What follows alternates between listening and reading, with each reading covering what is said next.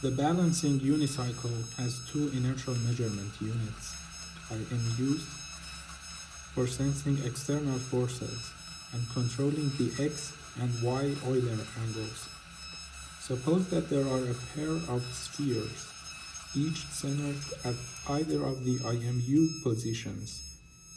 The spheres intersect at a circle, but only one of the points in the circle is special, because it's the pivot point of the robot.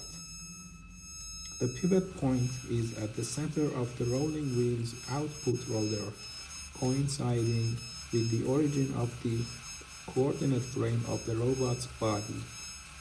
So when the robot rotates, the spheres rotate around the same point, the pivot.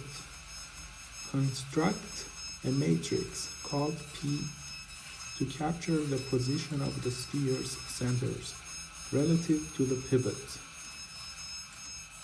If we put the positions of the sphere's centers as columns of P matrix, and also insert an all-ones vector as the first row, then P is a 3 by 2 matrix, is a 4 by 2 matrix, because of the first 1 row. The singular value decomposition of P matrix results in the multiplication of 3 matrices.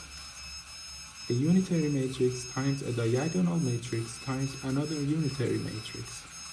The unitary matrices describe rotations by matrix P, whereas the diagonal matrix describes rescalings by matrix P.